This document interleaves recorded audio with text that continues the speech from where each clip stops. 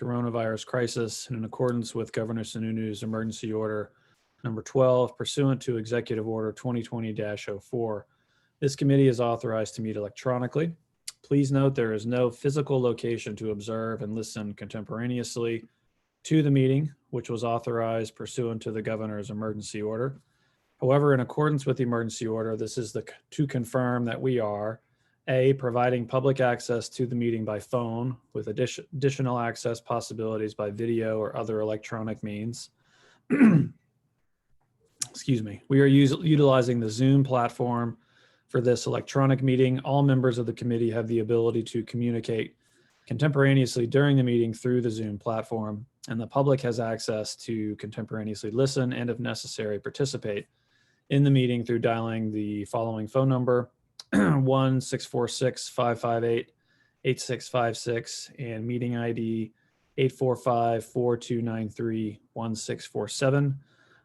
Or by clicking on the website address, which was posted, which I'm not going to read verbatim.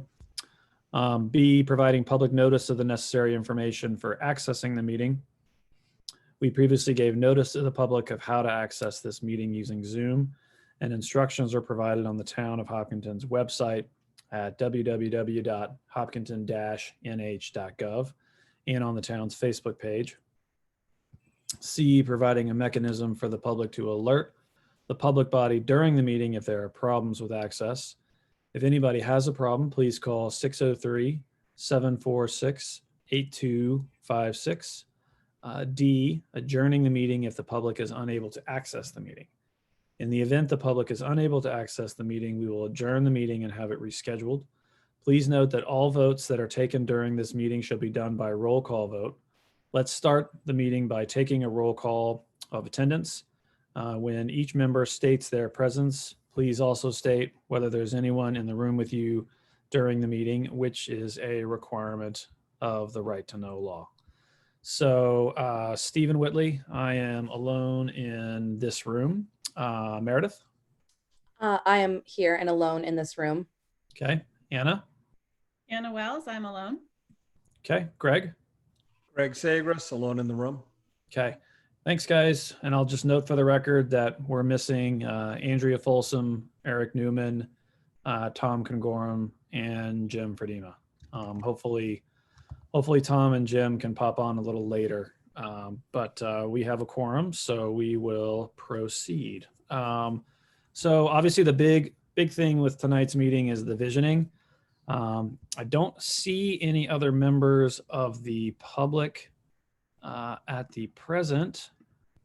So let's see if we can knock out all the non-visioning things on the agenda, and then we can just devote the rest of the meeting to that. And we'll try to do this fairly quickly so that Greg can stay for as long as possible. Actually, come to think of it, when Greg leaves, if no other EDC members join, we're going to have to end the meeting because we will no longer have a quorum. So well, what I'm going to do is I'll keep this on and I'll just mute my microphone because I'm third on the agenda for the Lebanon Planning Board anyway, so they might not even get to me till 8:30 or 9 o'clock.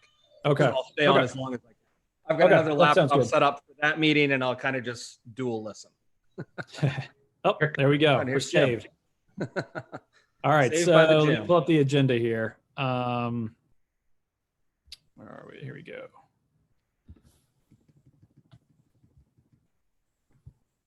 Okay. So first up is approval of the meeting minutes from November 17th, 2020. This was circulated with the agenda. So I trust that everyone's had an opportunity to review it. Does anybody have any edits on those minutes? Okay, seeing none, take a motion and a second to approve those minutes. So moved. Second. Okay, all those in favor of approving those minutes? Anna Wells? Yes. Sorry, go ahead, Meredith. What were you going to say something? I was going to say yes. Oh, okay. Meredith? Roll call. Yes. Meredith, yes. Okay. Sorry. Greg? Yes. Jim? We talking about November 17th? Yes. The copy I had the date of October 27th at the top. Did that Oh. get fixed? Now that you mentioned it, it will. Yep. Well, hold on. Really looked at it so closely. Where on the first page, Jim? Yes, it says Tuesday, October 27th. Huh. I think we're Mine looking at says I've got different the right ones. date on mine. The version you received, Jim noted that the first time, the version you received today is correct. Okay, Okay. thank you. That's Or what it is. Friday. I couldn't remember whether I had sent that note to you, Neil, or not. So Jim, other than Well, that, I'm a do you have yes. any other issues with the minutes? No, so I'm a yes on this. Okay. Okay, great. Yeah. All right. All right. So skipping over the visioning very quickly. Actually, Matt, we may save you to the end also. Okay. Land swap. Neil, do you have some land swap news for us? Yes, Tim is negotiating still with the state to get the survey stamped. They have agreed to do that. They are in the process of doing that. We should get that. And that's the final thing, so that we were afraid if we didn't have a stamped survey, that when we went to sell pieces individually, there would be issues. So I think it's been worth making sure this is all correct. The state insisted, as I think I've told you, that they do the deeds, and then they came back with the exact same deed, one deed for all. So we've gone back and forth, but I think it's just about there. I really would like to close before the end of the year. So hopefully we can get that done. So so if I'm hearing right, the D language is all set, and it was just this getting the plan stamped. Correct. And there was a plan which had been done by the state, and they've put it into form that it can now be recorded. We wanted it recorded. So that is in process right now. Okay. And Excellent. I thank Tim Britton for working on this. He's been going back and forth. Yeah. And Neil, just as an update, has anyone spoken with the Hart family to see where they still stand on any of this? No, we were going to wait until the conveyance was finalized, and then circle back around to them. And that, sounded like a reasonable approach to take, 10 months ago when we were basically in the same position. But and then COVID happened. So, I mean, once this is all formalized, the plan is to engage with them again. And hopefully that will not be as a prolonged a process as this has been. And just since I'm curious, what would the method of contacting be? Would that be something coming from Neil in the town? Would it come from our committee or the select board, or how do we envision the initiation of said discussion? I think probably maybe Neil would be the first kind of brush at it, just to touch base with them. And then if things got really more substantive and in depth, then probably the EDC or the select board, I would think. Okay. It kind of depends on what they want to talk about, I guess. Yeah. But yeah. And their situation has changed. I think we will no longer be dealing with Mrs. Hart, because I had a fairly good relationship with her, but it's now her son. But I think it seems all positive. But it will be good to close this out and move to that phase. Yeah. Anything else on the land swap? That's all I have. Okay. Any of the board members have any questions? Okay. Okay, so we're going to hold off on the next meeting date, and we're going to hold off on updates from Matt, and we're just going to hop into the visioning. And I had asked for Meredith to lead us in this because she has a good deal of experience doing these things, and obviously lives and has businesses in town. So that makes her uniquely qualified. So Meredith, I'm going to turn this over to you now. And I know I have some taglines to pass on to you, which hopefully everyone else does as well. And Andrea emailed Neil and I hers, and Eric also emailed some thoughts too. Okay. So when you're ready for those, there are members that did that that are not here that have the stuff to contribute. Okay. That's really good to know. That makes it really nice. So, okay, this works best when we all participate. So unmute those mics because I can't do this alone. Would it be helpful to kind of, like go through like what is a visioning statement, or does everyone feel pretty confident in that? This is it's a smaller group, so I don't want to bore you with things that you feel already very confident with. No, I think it's helpful if you lay out for us, like, what's our end goal? Like, what does Okay. that ultimately look like? Okay. So, as I said, I had a long day today, so I'm literally going to read off of my notes that I took in the directions that I have all laid out. So don't mind me. But my brain is all over the place, keeps me on track. So, okay. So first what is visioning, right? And this is the process by which a community, group, business, whichever you are, defines the future that it wants. So defining their purpose, core values, and this can be a very powerful tool when in the process of engaging a strategic plan. So I think that we're really right at the right place for this. A vision is vital to providing direction to our local economic development process. And this tool will walk us through the process of establishing the vision for our community and asking you to, again, imagine the future that you'd like to see. This vision generates a common goal. It generates hope and encouragement as well. It offers possibility for change, sometimes even radical change. And gives motivation to move towards the goals that we set. This will lay the foundation for strategic planning and for the development of action plans, which is, I think, where we're at right now. We might not know necessarily how to move forward with what we've got. And it will determine decisions, choices, and activities within our committee. So what is the goal? The visioning process provides an end goal, which is the base for a strategic plan. And this exercise will be pretty vital in providing direction for our own internal planning. And so okay, so that's like my spiel, right? And this part, I would love to have some input on. I kind of put my notes in. Stephen and I had a nice conversation, kind of like where we're at and where we're going to go with this last week. Was that last Friday? Yeah. Wow. Okay. Feels like it was yesterday. And so I put that in here, but I want to hear from all of you if you agree. So, at this point, we've already previously identified our strengths and opportunities within our community. And now we, as the EDC, it's time to take these next steps to sort of consolidate this information, right? And so essentially, you all have done really good work identifying Hart's Corner and Exit 6 as our, just identifying those two areas within our community, and our strategic areas, if you will. And so now the question is, and this is what I want your input, what do we do with this, right?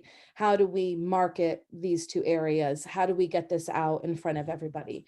Which is exactly why we're doing this process. Does everyone feel on board with that? Hey, Meredith. Yep. Yeah, I mean, I thought we had the village in there too from last time. Oh, so yeah, Hart's Corner, Exit 6 in the village. Yeah. Okay. Good, Yeah. yeah. Okay. Sorry. Yes, in the village. Thank you, Matt. That's really helpful. Really, really helpful. Thank you for pointing that out, that I completely left it out. So yeah, so where do we go from here? We've identified these areas. What are our future opportunities? How do we get it out there? So this is kind of a work backwards, right? You need a look, maybe it's a logo, brand, colors, fonts, whatever. That can come later. Then we need a story, right? That's based off of that. And that story could be anything from a mission statement to just general marketing. I'm being pretty broad with that story statement. But in order to get the look in the brand and the story, we must first start with this visioning, right? So we build up to all of these, to that end goal. So what I would like to do tonight is, and I'll walk you through all of this, but overall goals are share our individual visions, develop a collective creative vision, and then harmonize the individual visions within a common vision. So lots of visions here. A reminder to everyone that a great vision is both rational, meaning that it's intellectually solid, but it is also inspirational and can have an emotional appeal. That's really important. Also should be clear and succinct, easy for people to understand, and should be able to be communicated within 60 seconds. And a vision is also something positive to move forward with. So, which is important. So, I feel personally, and this again, I would love for everyone to jump in, but our goal tonight is to define that vision for the EDC in the town, sort of as a combined effort. I found it to be, I thought about this different ways, like, oh, maybe we just do this for just the EDC, but we're almost one and the same. So I was having a hard time separating the two. But if others have different opinions, please jump in. No, I like that Meredith, approach. Go ahead, Matt. Sorry.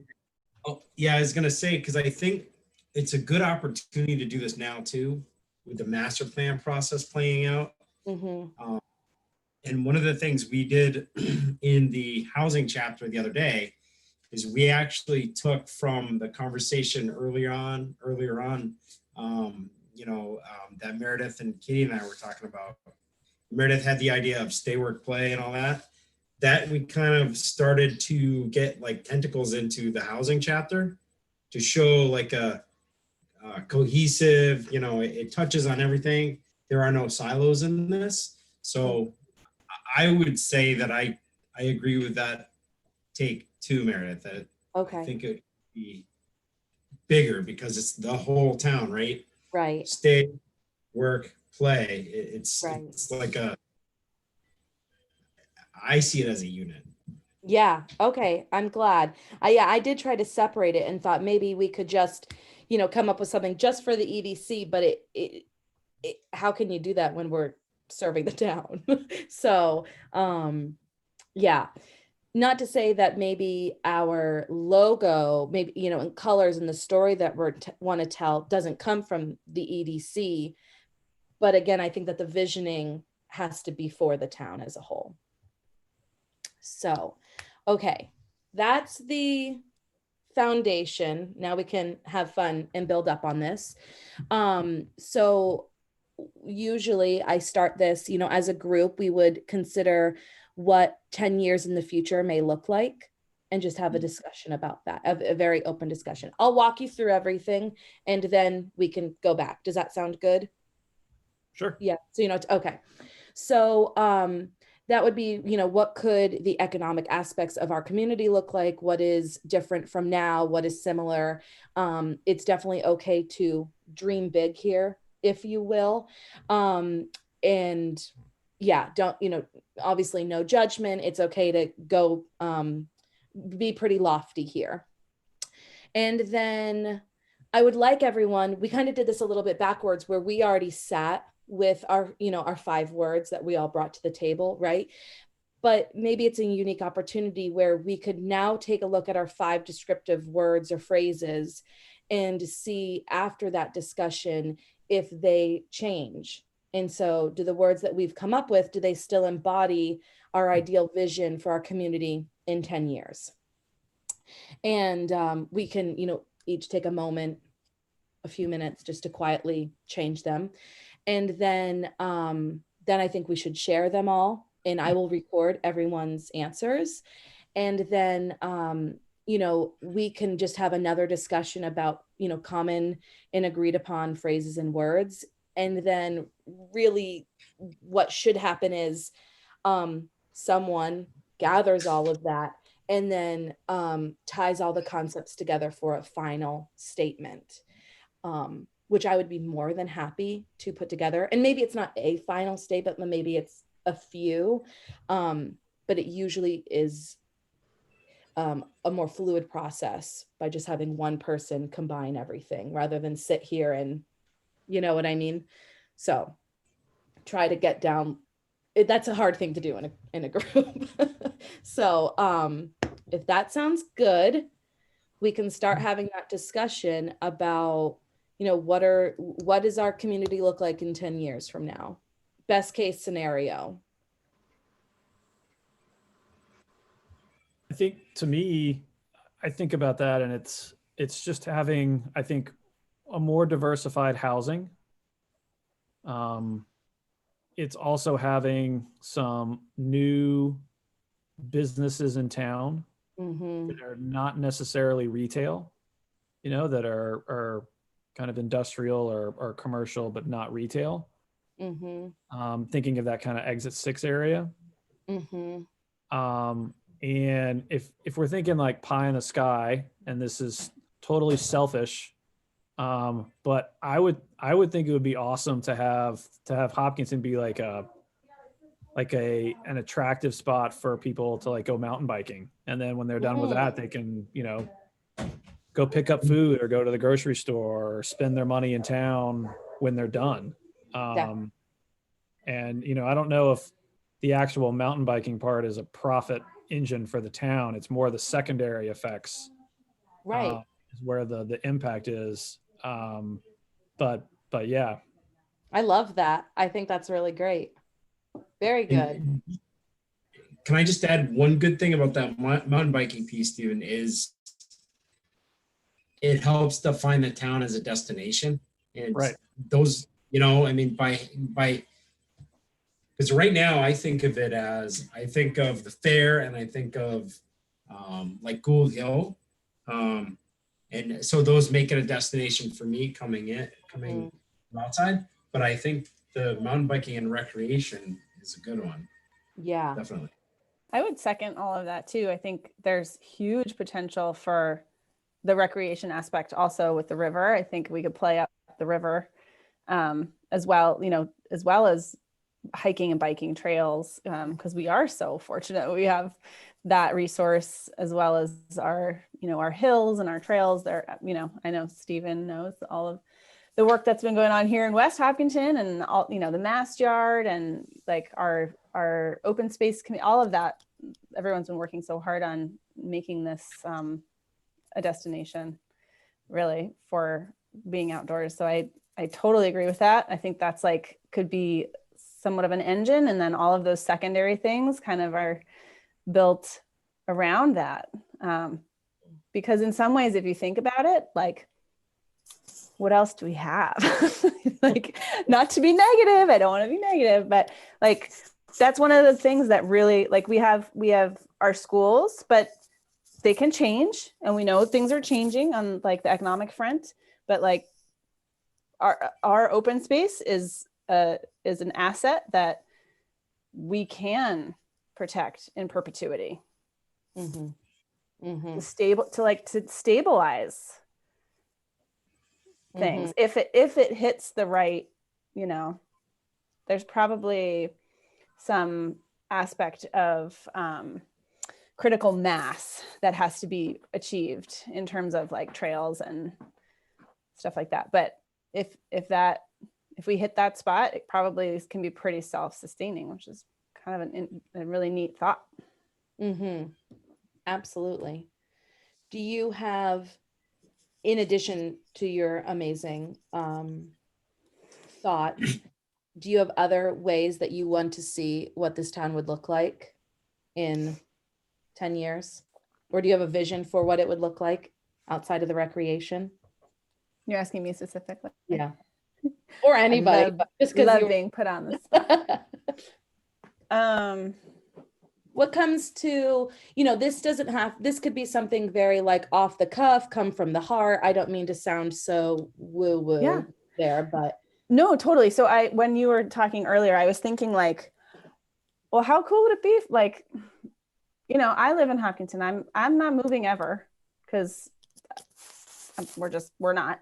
How cool would it be if, like, I never had to leave town, for it, and it's not that I wouldn't want to, but like if I never actually had to for services, for recreation, for like, so I'm thinking about things, and now I am getting pie in the sky and big, but I am thinking like a movie theater, a concert hall, the things that I seek out in Concord, the things that I might seek out in the Upper Valley, or even Boston. Like, what if I never had to leave town in 10 years?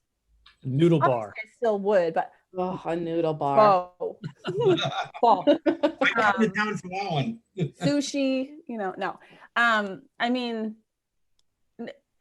I don't know if that's necessarily, it's just an interesting notion. I don't know if I really am super excited about, but yeah, no, I'm pretty excited about that idea.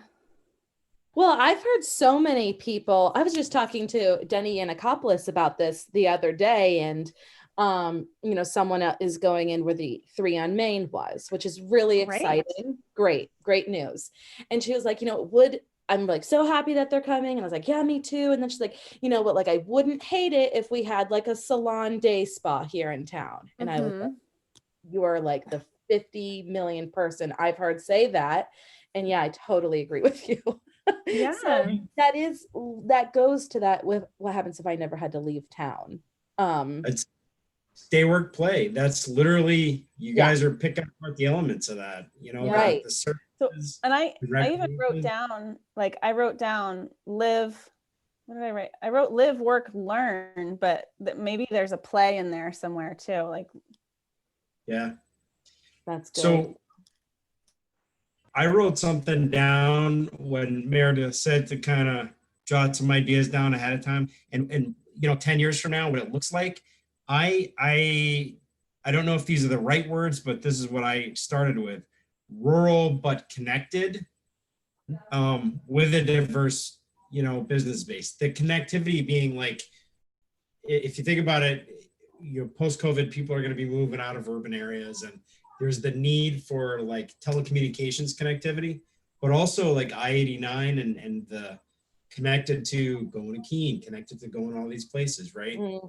Rural, but it's still connected to the global economy, to everything. That's good. small town feel, big, something about big connections. Like, if we have like the small and the big, or like the, I don't know. I like those taglines that like juxtapose things. Yeah, absolutely. This is really good. So, all right. Who else wants to share? Yeah, I'll throw mine in there before I might have to hop on this other meeting. Yep. I've got it going on the other laptop. Mine is kind of what Stephen and Anna both said, but adding on to that, if we're talking a big long-term vision, 10 years out, I know we always talk about the Hart's Corner as the gateway into town, but making the gateway actually being from Hart's Corner all the way to exit 6, developing that with mixed units, residential, some commercial, using the river along the way there. You get the park along the way there, kind of pulling everyone in. And then in my big goal down the road, and like you said with 3 on Main, but everything, fully utilize storefronts downtown. So we pull people off 202 and off exit 6. We entertain them or do whatever between Hart's Corner and exit 6. And then we get them down into the village to get dinner, some shopping, listen to a concert at the gazebo, anything like that after. So fully utilizing all that land, pretty much from my Dunkin' out on 202 down right to the fountain downtown. Between the From one Duncans. Duncan to another. Cookie has got you. A big part of it, though, is really making Oh. sure, and I know we say Arts Corner a lot, but that's really the land best suited for it. In order to grow businesses and get businesses here, we need workforce housing. We need not affordable housing by the definition of affordable housing, but we need somewhere where people can live, because no one's going to put a business here if they don't think they can find the staff to, work in it.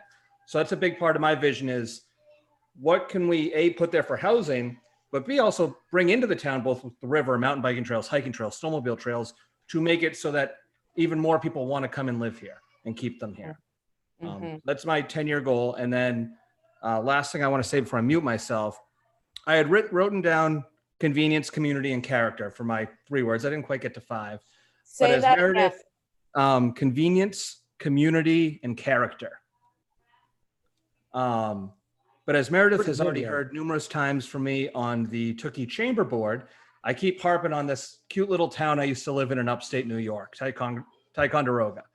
And, whenever I need something, we need a vision statement or anything like that, I always look, pretty much we did a lot of this in Ticonderoga already. And their vision statement is simply this, in their Chamber of Commerce, but it's equivalent for the EDC: business focused, community minded, future driven. And that's everything they did to work around as they're trying to make their plans for the future. We're focused on those 6 words. And I kind of thought that's applicable to what we're trying to do is, bring businesses in while we're focused on our community feel, our rural character, the nature, everything we have in our great little town here. Say there's 6 words again, Greg. What were they again? Business focused, community minded, future driven. And I don't want to plagiarize them, but I thought that's pretty applicable to what we're trying to figure out what we're doing here. And I just wrote down small town character, conveniently connected. All right. So we had character and convenience as 2 of our similars there. Yeah. Well, I wrote it down based on what you just said. I'm Yeah. like jumping Okay. ahead and like Yeah. that's how my brain works, is I'm like trying to already coalesce things as they come across. So I'll have like 85 drafts of things as they happen, but That's really good. All right, excellent. Very good. Okay, I'm writing all of these down. Anna, you keep writing things down too. I got them too. You got them good. Okay. Who wants to go next? Well, I'll offer a couple of suggestions here, Very a couple of good. comments. I think one of the first things we have to figure out is what is our inventory of land that could be used for commercial purposes? What is our inventory of land that could be used for workforce housing? What's our inventory of land that could be used for congregate housing or communities like Smithfield or Hopkins Green? I read today the zoning board decision relative to the Drescher property, where where the heirs wanted to split the property into 2 pieces. And the zoning board turned that down because they didn't make the case that creating 2 non-conforming lots out of 1 conforming lot, they couldn't justify a hardship from that. And what struck me about that is that the piece of property is about 14 acres, which is about the same size as Smithfield. And yet some of the abutters were opposed to the subdivision because they didn't want something like Smithfield going in there. And yet that's the kind of housing we need for people who are living in the large houses who want to downsize. My wife and I have talked about downsizing, but everything we've looked at is more expensive than what we live in today. And we'd be paying more taxes for a smaller house. And it just doesn't make any sense. We have the same thing from the business side. It's great to talk about Exit 6. I think we've made significant progress there, but I don't think there's enough land that's going to allow us to do what we think we'd like for business development. And I don't mean to sound negative about this because I'm not, but I think they're all things we have to look at and figure out how do we address it and what do we do with it to make it change. I look at Peterborough as an example, And Peterborough looks like almost a big city to me with all their development. And yet their population is only 6,200 people. Our population is 5,800. I think there's like a five-fold volume of business increase in Peterborough than is presently in Hopkinton. I don't know that we can find the amount of land to do that. So it's going to be hard to broaden the tax base without building more houses. And that was one of the things that we started looking at when I first looked at a couple of years ago at Burnham Intervale. How do we build the tax base without increasing the demand for school services? Because that's where your money is the biggest expense you have. And land down there is reasonably well occupied at this point, and I think it's going to become even more occupied with businesses that really don't create a lot of income. There's some speculation that Chuck Rose wants to build a solar farm on the property he purchased from Dick George. Well, that's going to take about 100 acres of commercial property off the market. And it's going to raise very little tax money from a practical perspective. If you could put commercial development in there, you could raise 5 or 10 times as much tax money for the tax base, making the town more affordable. But if you put something like a solar field, it's not going to generate much tax revenue at all. So I think those are some of the challenges. I also drive around this town pretty regularly and a lot. And there's a lot of wet property along the roads. And I just don't know how you fix that. The Barnard property is something like 55 acres on Maple Street. It's got about 800 feet of frontage on Maple Street. And it's relatively wet. So it's going to be a challenge for somebody to develop that, whether it's congregate housing, whether it's an assisted living, whether it's a larger version of Smithfield. Some other places, they're very hilly. And I just don't know how we're going to do this.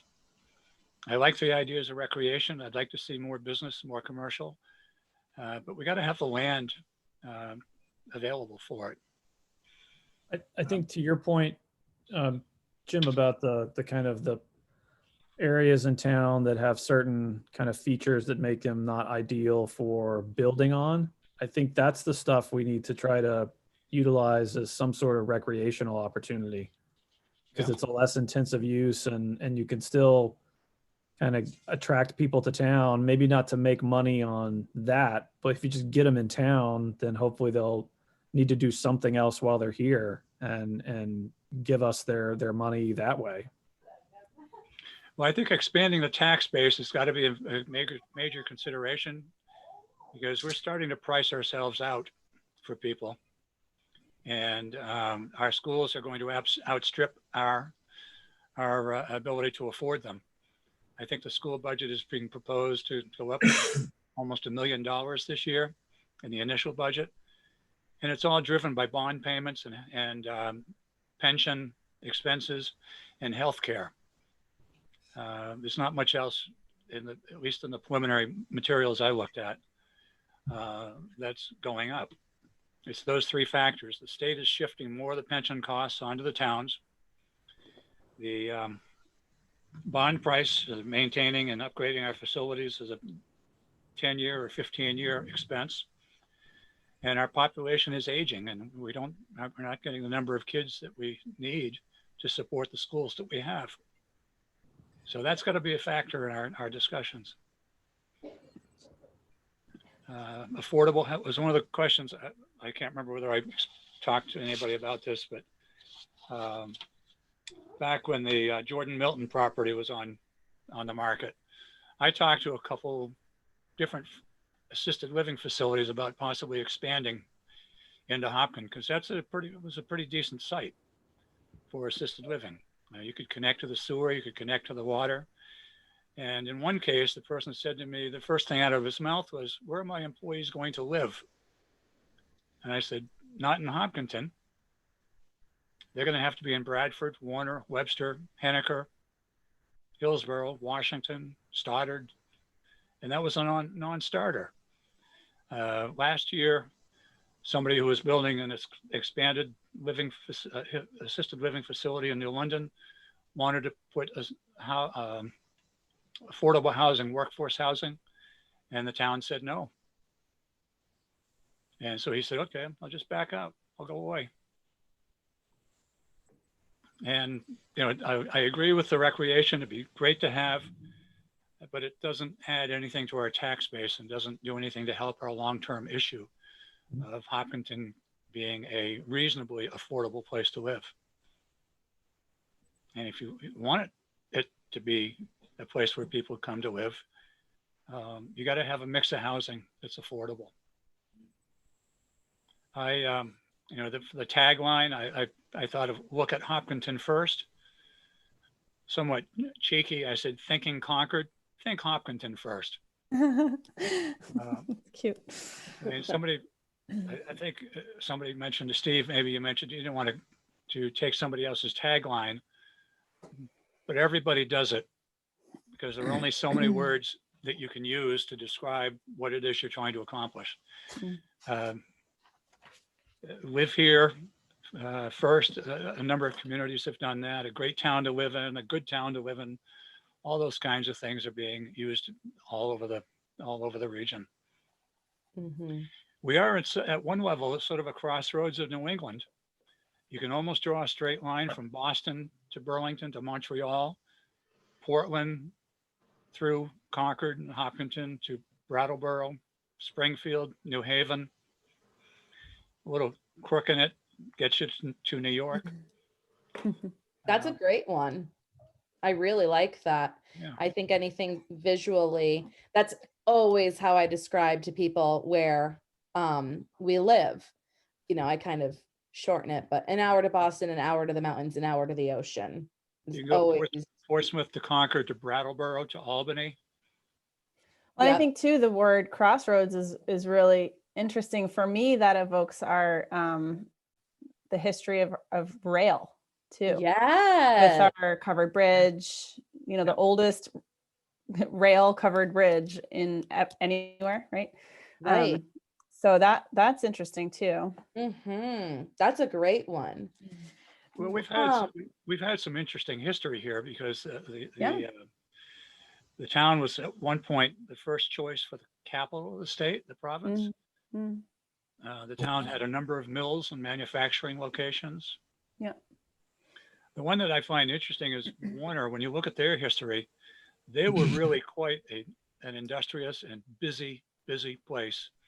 Mm-hmm. And from about 1870 to about 1930 or so. And then the community just basically died. I think it was the loss of the railroad that did that to them. Because there were ski trains that came to Warner back in the 20s and 30s, I believe. Mm-hmm. So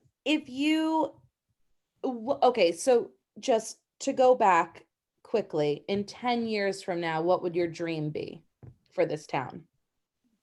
What would you love to see? I'd like to see a development of Hart's Corner that has a number of studio or condominium apartments for people who are living in Hopkinton, working in Hopkinton, working in Concord, working in Henniker, even Hillsborough. I'd like to see the Barnard property developed in a less expensive Smithfield. I'd like to see some development along Exit 6. I thought Exit 6 would be a good location if Concord Hospital ever decides that they want to expand their family tree healthcare. They have a place in Epsom. Exit 6 would be a perfect place for a facility of the same style and size. And you could be drawing from that portion of the state. You could be drawing people from Bradford, Warner, Henniker, Hillsborough, Dunbarton, Webster, Warner, Salisbury, Andover. Isn't there one in Warner next to the local? It's a very small one. Small one. Okay. Yeah. So a larger one. Got it. You need the Okay. larger facility to be able to do the x-rays and various CAT scans and things, Mhm. and have the lab resources. Okay. So that kind of facility. Very good. And that just puts you right on right off of exit 6 on 89, and that's convenient for a lot of people. I remembered before we had discussed the possibility of like not like a convenient MD, but a Concord Hospital one. Mhm. You know, sort of an emergency right there off the exit. So people didn't have to travel all the way. So something similar, right? Yeah, I don't know what happened with that. I don't know how the Hopkinton location is doing and whether they've got enough space to expand. Yeah, But if they want to grow, they're going to have to find a way to do it. And right. the exit 6 might be a solution. That's good. And in order to really present that to somebody, that's why we're doing this, right? So that way we've got a story and something more formal to say, we're serious. Let's start this process with you to be able to market it. Yeah, Tom Congorn might have some thoughts and ideas about that, because I think he's still connected to the medical community. I talked to somebody else about when Concord Ortho was looking to expand. I was suggesting that they take a look at the intersection by Jewett Road and Hopkinton Road, where not the Strawberry Fields, but the other side and that property. And they were still dealing with what they were trying to do in Concord. And it seems kind of funny to me, because it may have been the plan all along when they just built this new addition. I couldn't figure out why they didn't build it bigger and offer to put Concord Ortho in there. And I guess now they're actually going to go there. So it may have been the plan all along, but not one to admit to. Well, Matt, is that your dog again? That's not Neal. my guy. No. That's the first time. dog? Oh my gosh. Shocked.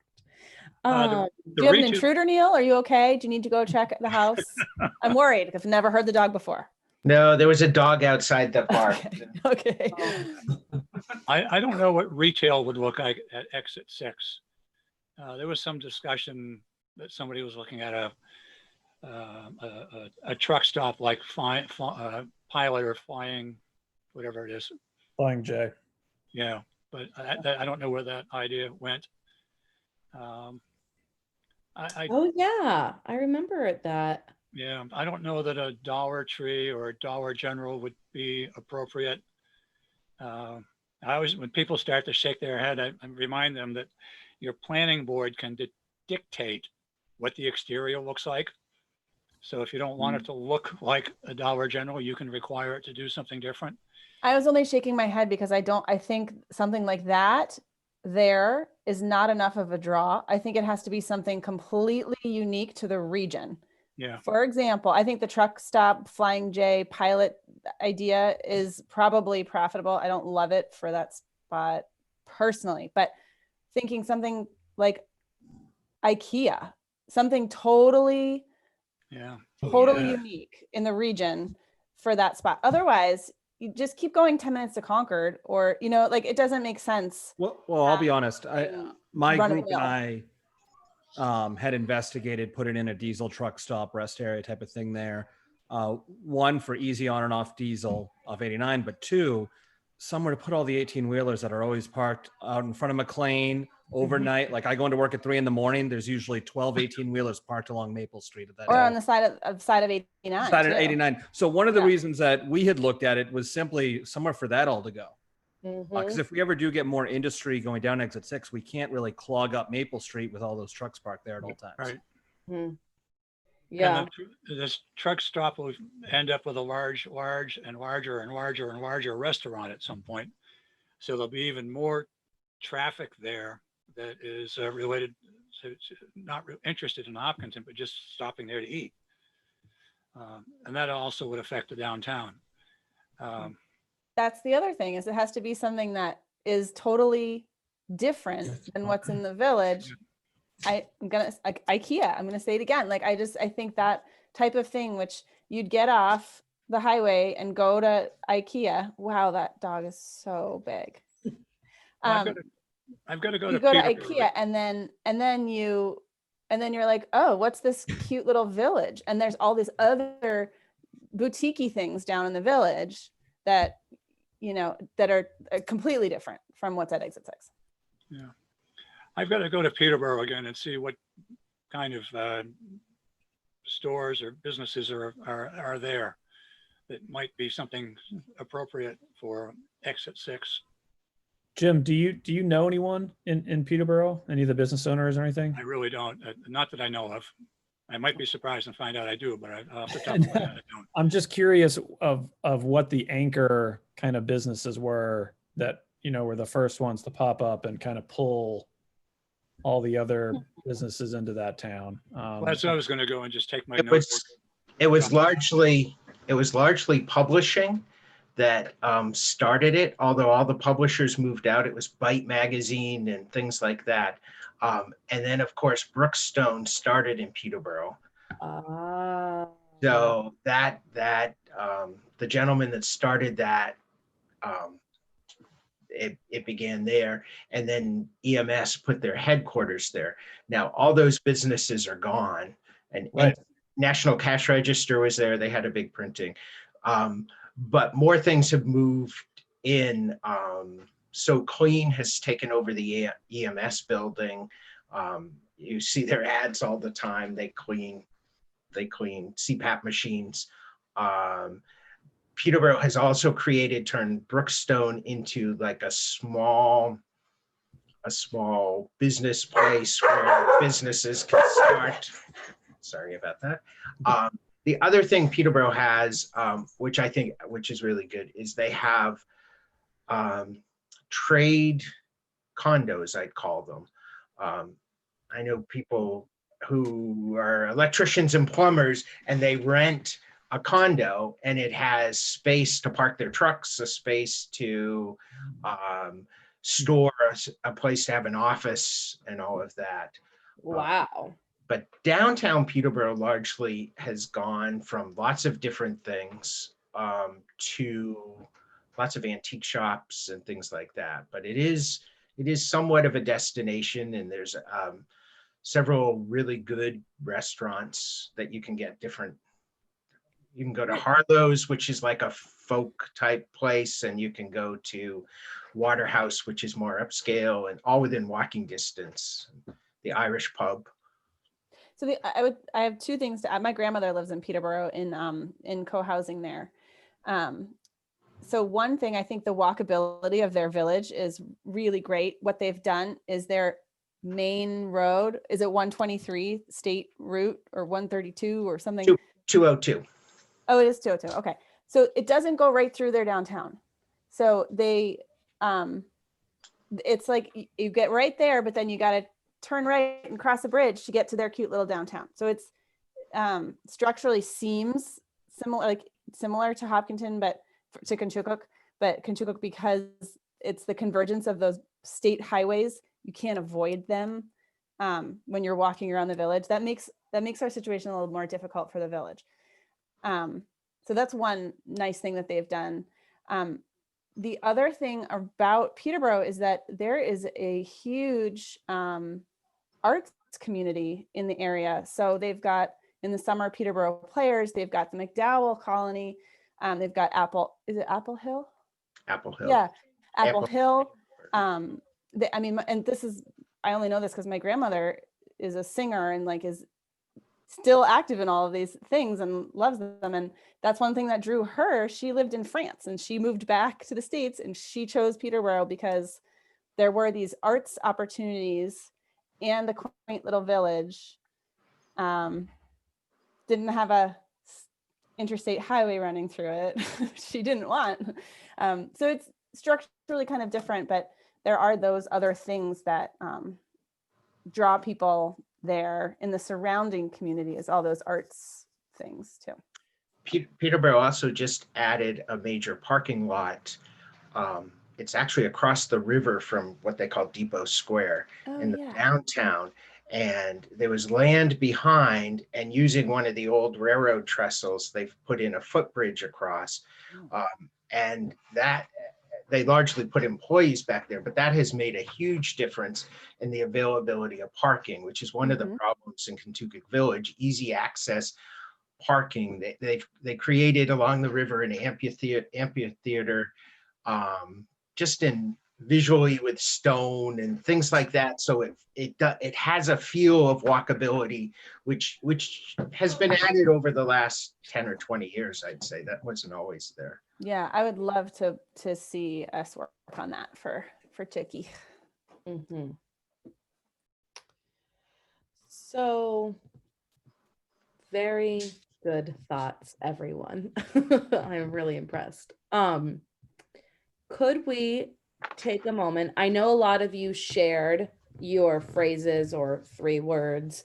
Could you take a moment to maybe write 3 to 5 more words based on this conversation, really that describe the town that you want to live in 10 years, your ideal? Those words. Another way to think about it is, the ideal town that anybody would want to visit. What are those 5 words, but still relate to what our town is and offers?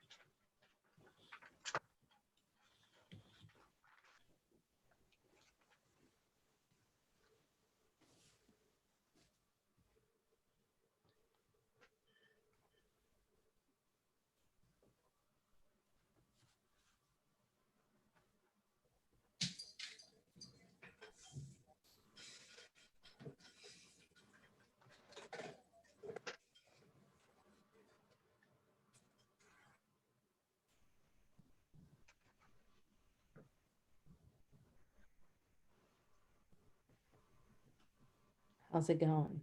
Still thinking? Okay, good.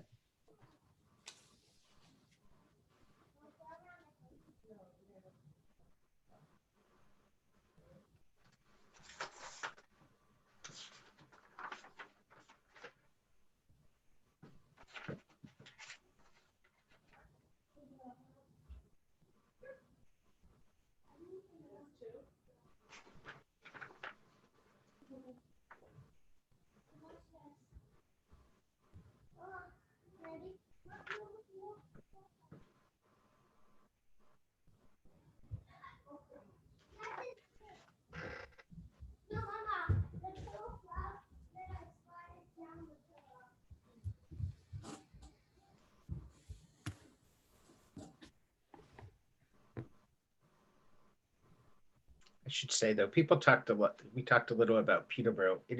Does not have the same community feel as Hopkinton though. It has a totally different feel. I can't remember if is there a, oh no, is it Jaffrey? Is Jaffrey next to it? Jaffrey's next to Peterborough. Yeah, okay. They've got a cute little wedding dress shop there. Right downtown, yes. Yeah. I've It was rented the only place that carried the one line of dresses that I wanted, so I bought it there, which was My fun. wife got hers there. Really? They're very sweet. Yeah. too. Yeah, they were this company. But yeah, that's all good things though. Walkability is a big piece of it. I think I remember doing that, going there. Is the Waterhouse, Neal, the restaurant where it's like right on the river? It is. Yeah, that's where we ate afterwards. If you sit inside, you can look right down at the river. Yeah. Or outside. So, and Jaffrey is about to do a major roundabout project and move 202. So you will come into town and then keep going straight versus on Main Street, which should improve their downtown dramatically by getting 202 out. And they have a stoplight right in the center. So Right. just Yeah. getting that traffic out makes a huge difference. Anna was talking about that with Peterborough, and I think that is true. I totally agree. I remember trying to cross the street right there, and it was a little bit like taking your own life and you're taking your life in your own hands.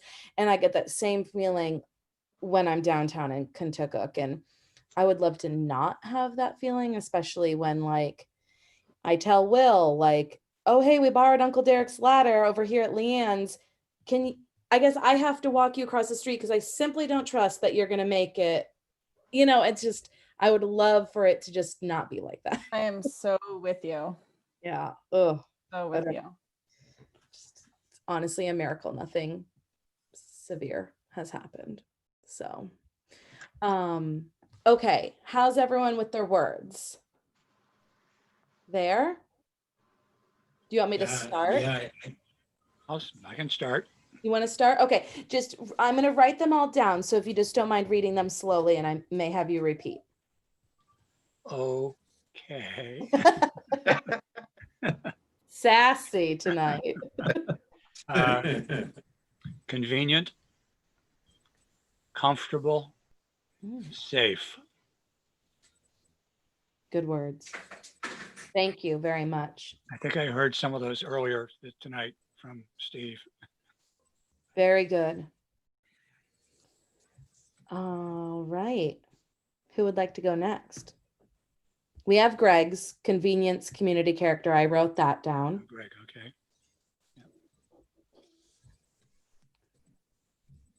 Do you want me to go? Yeah? Is that okay? Okay. I also enlisted the help of my parents and my husband. I was just kind of curious to see what they would say as well.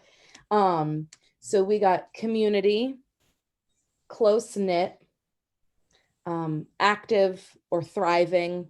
I couldn't figure out what word I liked more. Opportunity. And then I just threw in open space.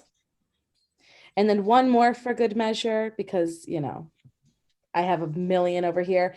But in a way, we sort of have this like best kept secret vibe, which I'm wondering, not that we want to continue to be a big secret, but there is sort of like, what is that word I'm looking for?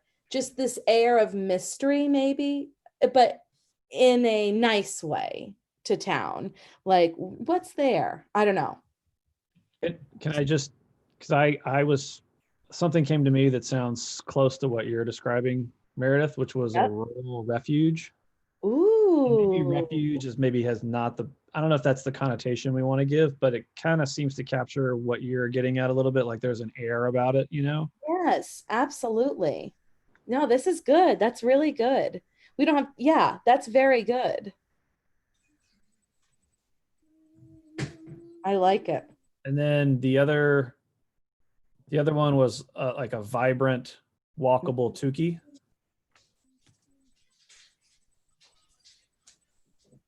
Good.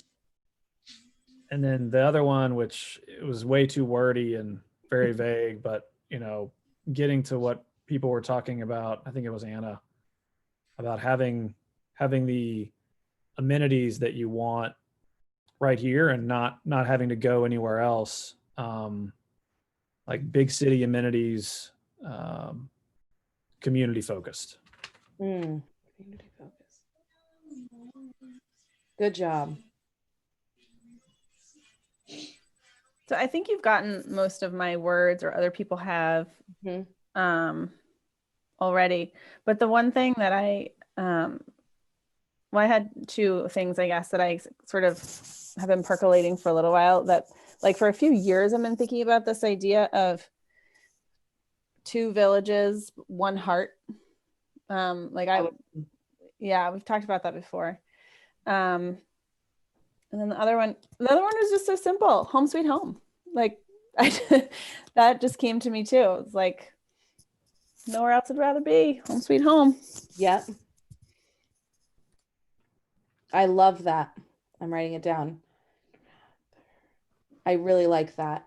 Very, very good. And I have too been unable to, 2 villages, 1 heart just really resonates. I think it sounds a little intriguing. It, it brings you in. It has the heart piece, which really speaks to the community. So yeah, I've always been a big fan of that. What were Andrea's and Eric's words? I emailed those to you just now. Sorry. Okay. That's okay. Perfect. Okay. I didn't miss it. Phew. Okay. So I'll read, Eric's is good. So Andrea has grow, give, community, lifetime, which is very cool.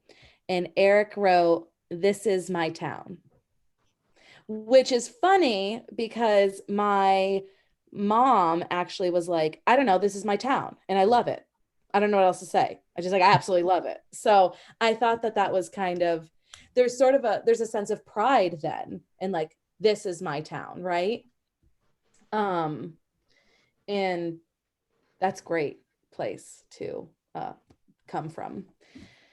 All right, so the final piece of this would be to now kind of discuss the various words and pull out our common and agreed upon phrases. And then I think that we may already be more towards, we could also maybe have a discussion about some phrases. So if everybody was comfortable with that, we could also just start throwing out some phrases and have a discussion. I mean, it doesn't have to go just that one way. And then I could write those down and formulate.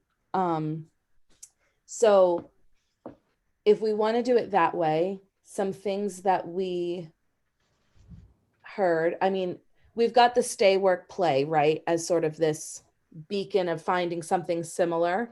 I don't think we can use that one because isn't it the state of New Hampshire's? Yeah. So, but that's something that does everyone agree? Oh, I wrote that wrong. That's cute. Sorry, stay, work, play. Does everyone agree that that's a great phrase to sort of work towards? Mm-hmm. Yeah. I mean, in that it sort of embodies those 3 areas of that we play, our recreation, stay, live here. We've got all sorts of great housing and work. Look at all the industry there is to get a job. That's our goal. Okay. The other one, in no particular order, would be the 2 villages, 1 heart. Mhm. That's one that's come up.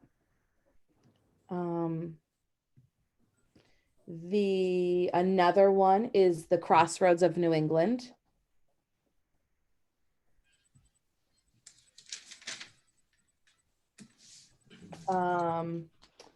Which has that, history of the rail. We could play off of that. Live, work, learn.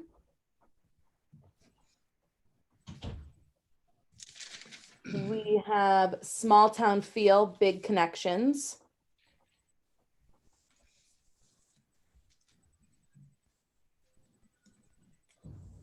Let me see if there are any others.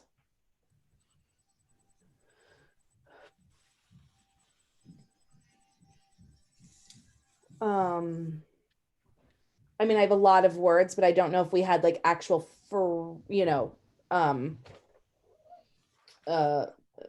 vision statements, if you will. Do we want to expand on that a little bit more and talk about some of the areas that we all agree on that have come up? Like, for example, community continuously has come up. Mhm. So I think I don't think that our phrase necessarily has to have the word community in it, but it needs to embody that feeling. So, you know, for me, like one heart says community, right? It does. So that's one thing that has come up. Let me go through. Convenience came up multiple times. Let me go through. I'm just looking at all of these. Oh, let me go over to Andrea's.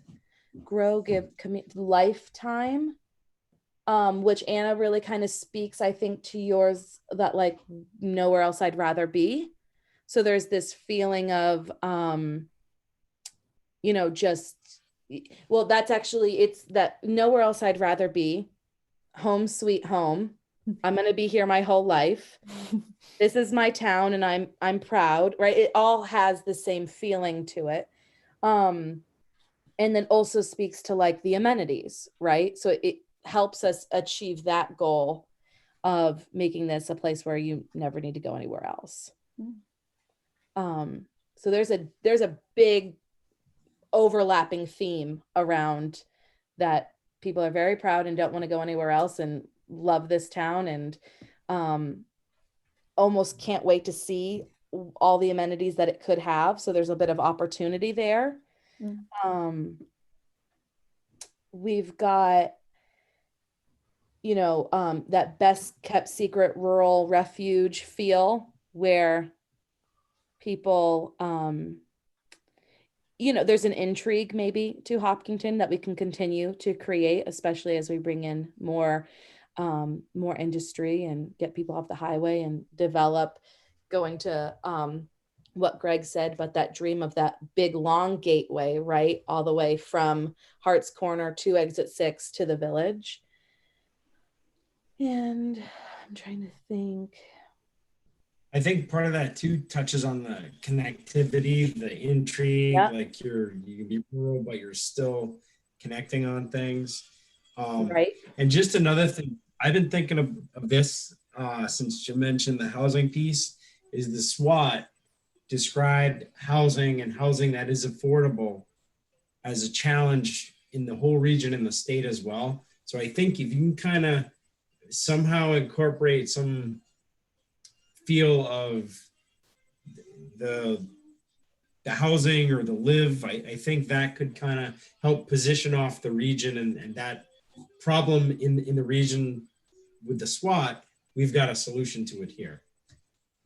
Yeah, I was trying to think about how to incorporate the housing part of it, because that has come up a bunch.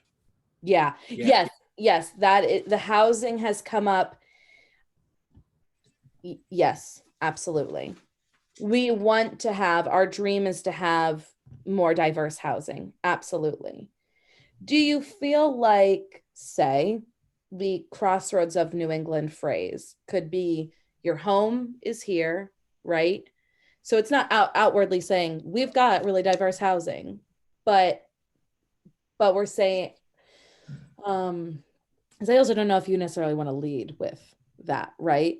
So we have this phrase that has multiple values to it, that then those are our goals, and how do we achieve those goals, right? So does that make sense?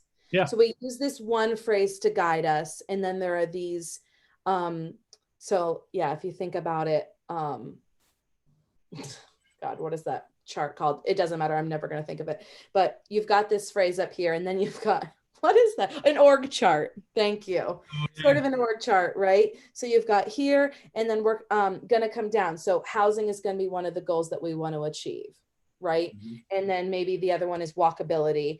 And then here, and then we're going to break it down. Okay, how are we going to achieve housing? Well, we're going to look at Hart's Corner for studio, condo, right? And that's how I think I would handle all of this information and all of this direction, all with the goal of saying we are this, and this is just a bad example, but this crossroads of New England. So, yeah, I want us to not maybe get hung up that our phrase needs to say housing specifically, unless Yeah, I we was did just- something like stay, work, play. I was just going to feel- ask Meredith that, it sounds like that we don't want to be so literal as to, Right. but it needs to be kind of catchy, I guess. Right. Exactly. Yeah. Right. But still embody who we are, right? Right. And help us. So the town has this phrase, but then it helps the EDC align our goals to achieve and and continue to be that beautiful that statement. So, and remember, that goes back to that town that I lived in for a very short while. They thought the most boring town in America was going to be the most boring town you'll ever love. Yeah. So I think we can do better than that. That was driven with no goals. But yeah, we want something catchy, something to market. I mean, if we use Crossroads of New England, that really is pretty intriguing. Is Right? there what it is intriguing to me. I wonder though that, are we selling ourselves as being accessible to all these other places, or are we selling on what we have Good right point. here? And Yeah, I was gonna we're say the going- same thing. yeah, with Crossroads, it sounds like we're putting a lot more weight on the Everyone accessibility else? of places. Good job. Okay, that's really great. So that's fantastic. Okay, let me ask you this. Now, thinking about who we're trying to attract here, is that an attraction though? If we thought about it like Sure. there's that convenience of, oh, I can get everywhere and still have this amazing place to live. Maybe it doesn't say though that we're this amazing place to live. It just says you can get everywhere else. And I feel like that's almost, hearing you say that is almost in conflict to what some of us have expressed of like, in 10 years, we never need to leave because Never everything's need to leave. here. So the Crossroads, like connecting all, like the whole New England region, I think that's valid for, businesses maybe who want to locate Right. here, but not necessarily for residents. So I think it's a good notion, but I think it needs more than just that. Okay, So it's the connections outward, but connections inward too, right. right? Right. That's really well said.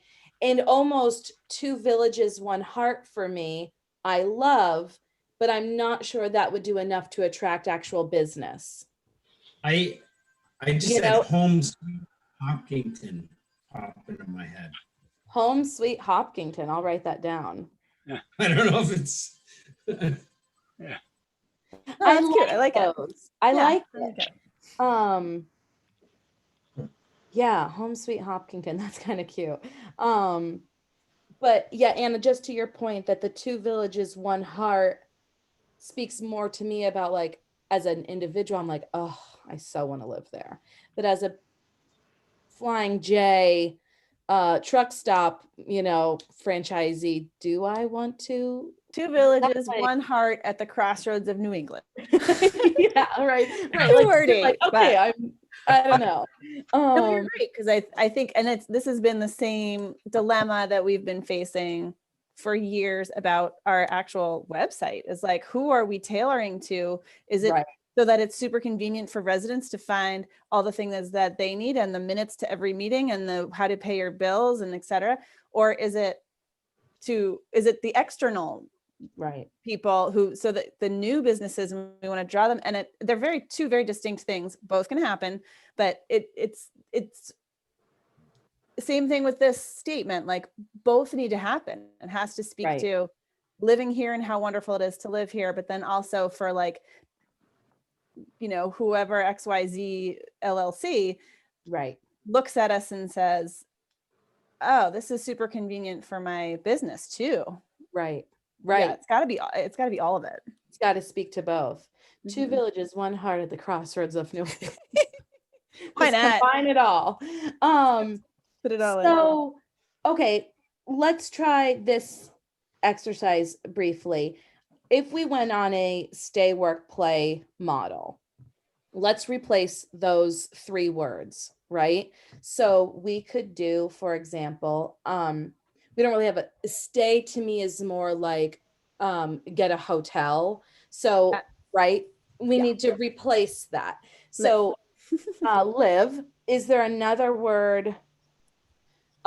Is there another word that we could use in replace of live? I mean, I don't know if it fits into those Well. 3 stay, work, play categories, but I really liked Greg's convenience, community, character. That really conveyed a lot of, to me at least, what I think a lot of us feel about Hopkinton. Mm-hmm. So what about this small town? Well, I know we're not Nope. trying to synthesize, but the small town character conveniently connected, like that bringing all of those things together. I like that. Say it again, Anna. Small town character, comma, conveniently connected.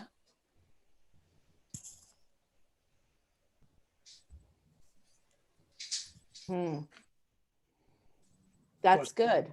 How about small town leading to the world?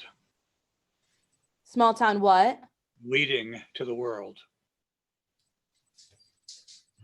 I'm not sure that's a good phrase, but that's. Is that true? Well, yeah, I think it is, because from Concord, I used to frequently say Concord's the center of the universe. Everything you want, you can get from either in Concord or True. to Concord. True. Same would be true with Hopkinton. Yep. Okay. Yep. Got it. All right. All right. I like it. I see where you're going with that one. I'm going to look at some words here that you want to live here, you want to stay here. Rural but connected, diverse, business, gateway to a bigger goal.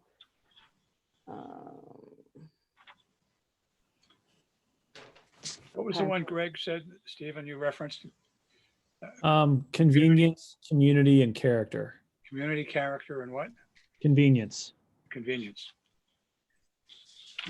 And I had earlier live, work, learn, but those are, So I like that direction. I was wondering if we could come up with a replacement for live, maybe something that's a little bit more homey, if that makes sense. Only because too, we've got the whole like live free or die, and I just feel like we get live a lot in New Hampshire.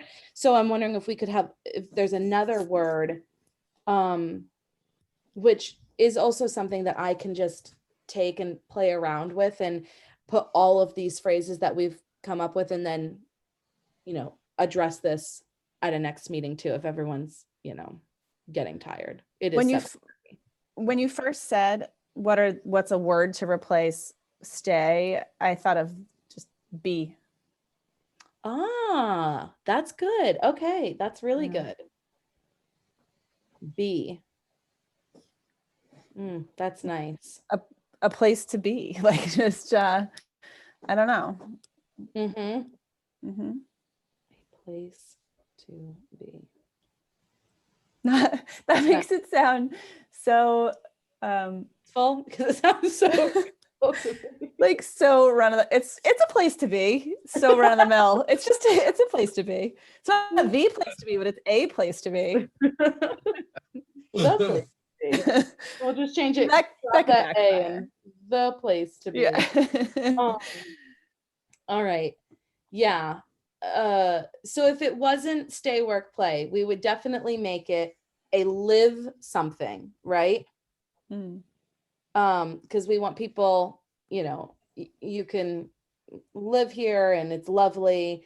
We have this play aspect, which would be the recreation.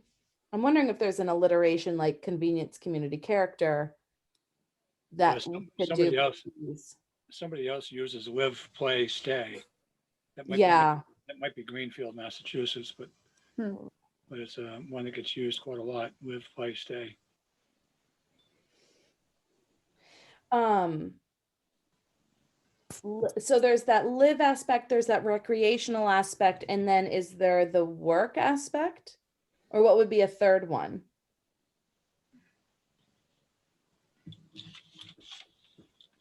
Mm. Like enjoy, I don't know, something. Mhm.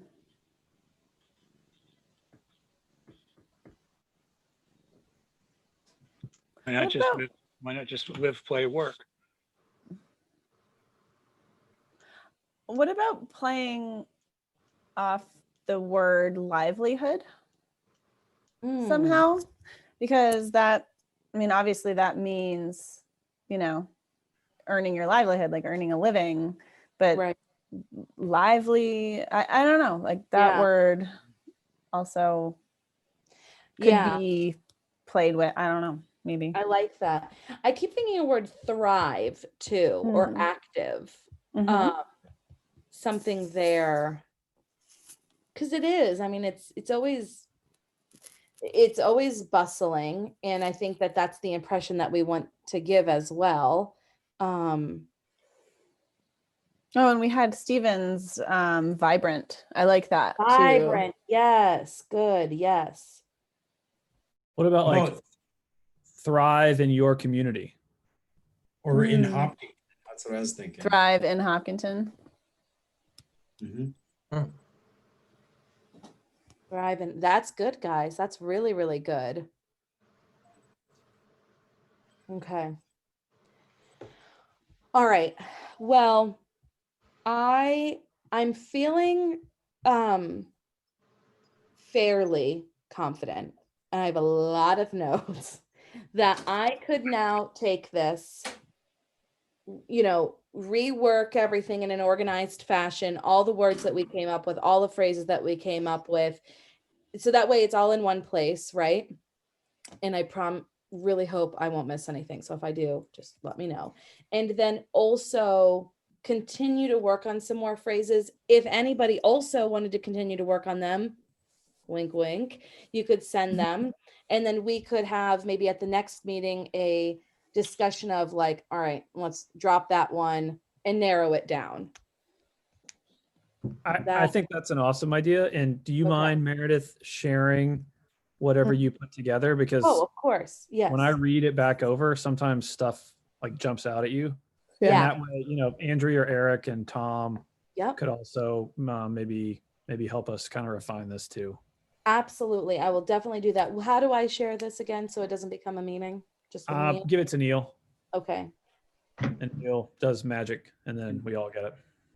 And Meredith, That's I could call you and just kind of walk through the notes that I had too, if that would be helpful. Yes, that's so helpful. Absolutely. Absolutely. Okay, let's do it. Sounds good. Good job, team. That was awesome, Meredith. Thank you so much for leading us in that. That, Meredith. It's great. Nice. Yeah. Well, I mean, it was all you guys. So good job. All right. I don't know if anybody noticed that we had a member of the public join. We did. A member of the 7 planning minutes. board. And then he's like, I'm out of here. He didn't stay Like- long. I think he saw what we were doing and he said, they've got it covered. Yeah. Sure. I'm sure that was his thought process. Yeah. All right. Well, thank you again, Meredith. So we only have Always. one other thing on the agenda, and that is to get an update from Matt.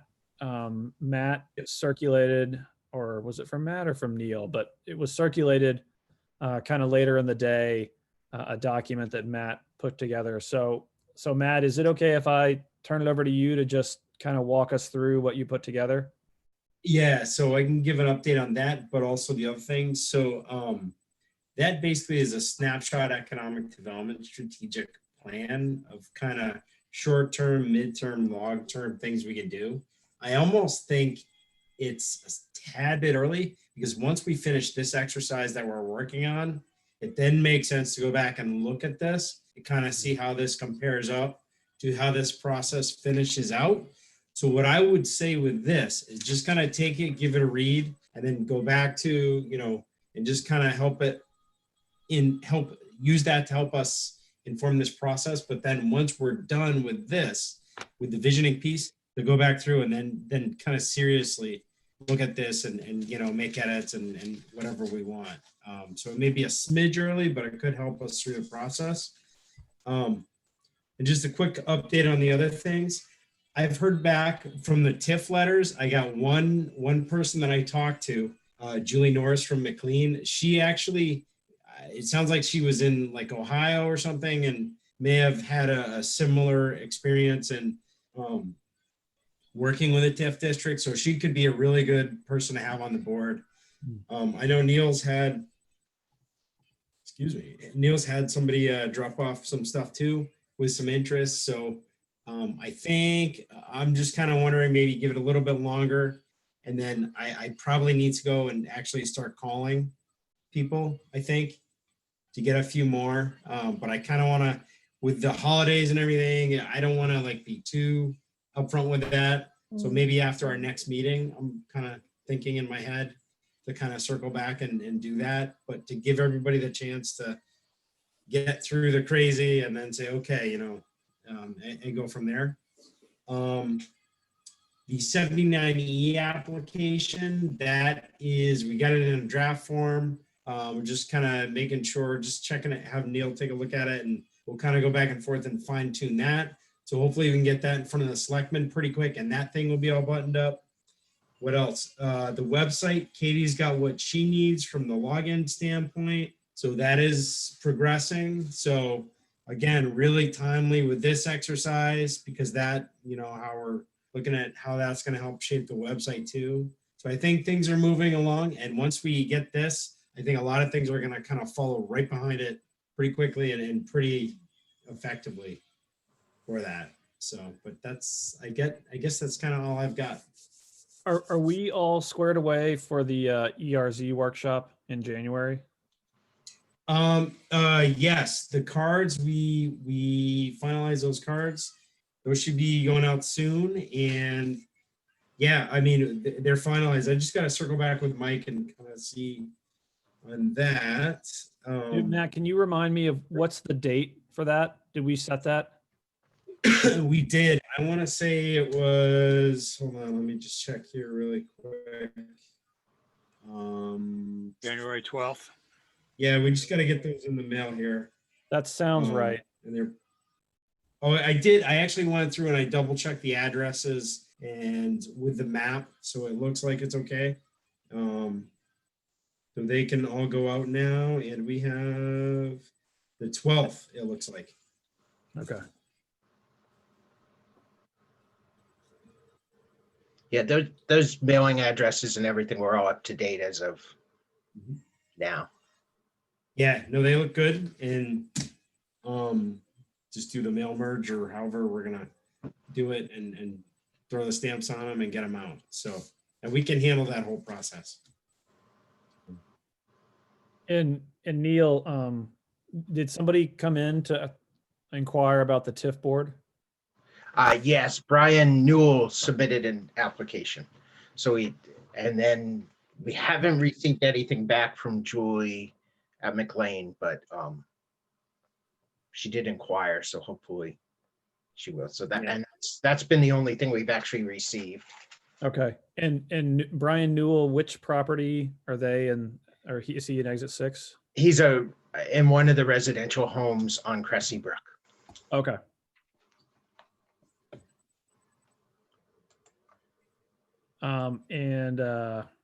Matt, on the website, I mean, it seems to me that we should probably hold off on doing anything until we finish this kind of visioning exercise.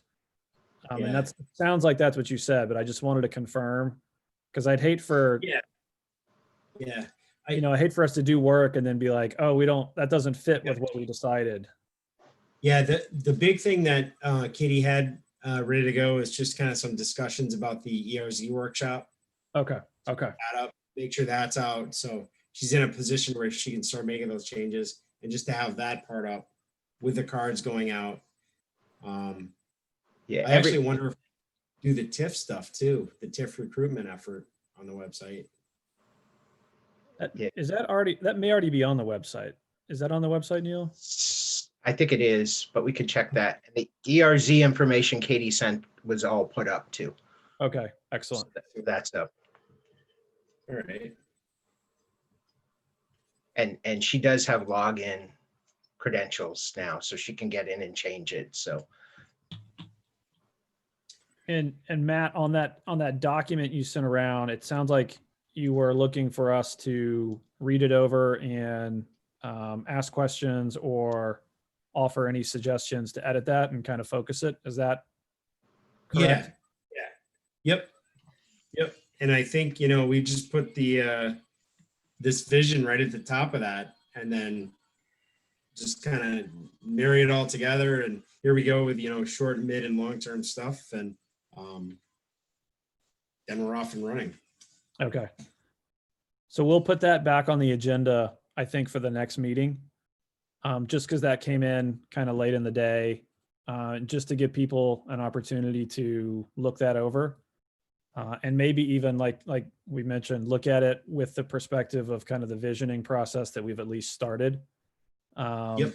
And we can touch on that at the next meeting, if that works. Yeah. Okay. And so do you need anything else from us, Matt, to kind of focus what you're doing until the next meeting? No, I mean, I think at this point it's any kind of behind the scenes stuff I have with my notes for Meredith. Keep pushing on the postcards, and start thinking about making calls for the ERZ stuff. I mean, for the TIF stuff, rather, for the TIF. Have you had an opportunity to think about any grant opportunities? Not yet. Okay. I think. Yeah, I mean, my first thought would be to look at kind of some of the things in the master plan, what it may spell out. Housing, for instance, could be a big issue. Maybe some walkability stuff in Kentucky, things like that. But I will definitely make a note of that and see if we can start looking at some things. Yeah, that'd be great. And maybe the next meeting or the one after, let us know if anything looks promising for the short term. Yeah, I know I had, and ironically, oh boy, I'm trying to think how long ago it was. I had a whole list in my office of foundations, like foundation grants and the whole 9 yards. And A, it's kind of older. It's probably 10 years old. B, with COVID and the fact that it's there, that's another variable too. But I could probably definitely start poking around. And maybe I'll just try and grab it or something next time I'm out and about. But I literally had a whole list. So Matt, some of the things that I had thought about in the past are like, transportation alternative stuff for downtown. And then even CDBG grants, like we have 2 census tracts, I think. And I think one of them qualifies, like around Kunchukuk, we like our, what is it? The median income or what it's something else, but the median income is within the range to qualify for a lot of we're for a lot of things. And we're also designated as rural. So there's a lot of like rural assistance grants that are out there too. Yeah, I mean, just thinking too, what you're saying about the income eligibility stuff, So the SEDS document that we created, that's a precursor to becoming an economic development district. Oh, and any community located in an EDD, that threshold criteria of the the income eligibility is no longer. Oh, okay. So yeah, and interesting. The only challenge with that is we're kind of at the mercy of it's basically the one guy that we work with for that from the federal government. He's got to basically, we're trying to figure out what steps he needs us to do to become an EDD. It's in the works and it's kind of like not as clear cut as I would like it to be. But on the flip side, comparing that to say the brownfields program at EPA, the brownfields program, that one's really clear cut, really precise, and and really competitive. Whereas the EDA grants, EDA, not EPA, where our SEDS money and all that is from, it's a totally different animal. It's way more loosey-goosey, and it's like, okay, well, what do we need to do? And it's hard to get, definitive clarity. So, but we keep trying to pin him down. So, and he wants to do this. He wants to create this economic development district from our region and the Manchester portion of the SEDS and all that. So Great. That's Awesome. cool. So I think the only other thing you brought up that maybe you were looking for feedback on was circling back around to Julie about the TIF board. And I think Yeah. it does make sense to wait until after the holidays at this point. And if you or Neal don't hear from her, to, give her a nudge and see if she's interested in sitting on that board, because that would be awesome. yeah, because based on her background, we talked for a while. I gave her the materials. She seemed kind of, enthusiastic about it. And I think kind of that same time frame, let's just say, roughly around when we have our ERZ presentation, kind of in that time frame, maybe to start reaching out to people, her, but also like I'd also go through the whole list of all the properties and just maybe call people, like Yeah, cold call. You guys are okay with that? I'm fine with that. I mean, I think it would be a great way for you to introduce yourself and the position to these businesses in town. And yeah, I don't have a problem with that at all. I don't know if anybody else on the board has reservations about that. Okay. Because I mean, we had the icebreaker with the letter going out, so Yeah. a follow-up with a call could be the way to go. Yeah, just say you're following up on the letter and checking in. Yep, that's what I was thinking. How can we help you help your business, Yeah, and just start a conversation. absolutely. All right. So I don't have anything else on the agenda. We have a member of the public here, so I wanted to give Bruce an opportunity to comment or ask questions or anything else he'd like to add. And thank you, Bruce, for checking in on us. Well, I'm sorry I didn't check earlier, and I have to admit I'm enjoying sitting here not running a meeting. Mm-hmm. Yep. I know the feeling. Well, thank you for popping in to see what we have been discussing, and feel free to come back. We'd love to have you and all the other members of the public. So that's great. Good luck Okay, to you. so I think the last thing on our agenda is to set a meeting date for January.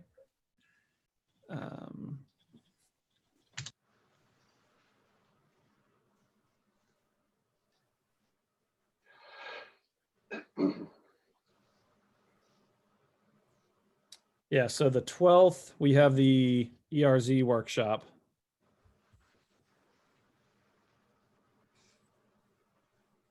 We need to have a meeting before that. No, not necessarily, no. Okay. Maybe even better after. Well, that's what I'm wondering, if you guys have a preference for, I guess I hesitate to do an EDC meeting the same week as that ERZ workshop, although the ERZ workshop, again, is not intended to be an EDC meeting. I think it would be nice if some of us could attend. I'm going to try to attend. But it's not, I don't think we're going to try to get any of our business done at that meeting, because it's really for business owners to talk with Bridget and vice versa. Mm-hmm. So, I mean, we could do some other day, the week of the 11th. What's the planning board schedule for January? Tuesday, the 12th. Also Tuesday, the 12th? Yeah, at 6 p.m. Okay. It sounded like Tuesdays were generally, Monday or Tuesdays were better for most EDC members. The select board meets on the 4th. And also on the 18th. It's the Tuesday, the 19th. Oh, thank you, Neal. That's right, because that's MLK Day. Yep.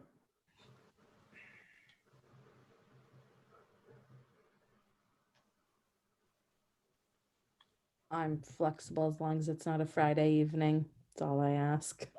What about the 5th, Tuesday, the 5th? Yeah. Okay. Is that doable? Yeah. Yep. I'm not hearing any. All right, Sure. we'll plan for Tuesday, the 5th at 6 o'clock. Perfect. Okay. All right. All Sounds right. good. Thank you, Hey. everyone. Thanks, you. everyone. I Good night. take a motion and a second to adjourn. Everyone's in favor? I move we adjourn. I second. All in favor. Good. Aye. Yes, Bye, yes, yes. everyone. Bye, No, guys. Thanks, See everybody. you later. thanks everyone. All right, Good thank night. you. Thank you.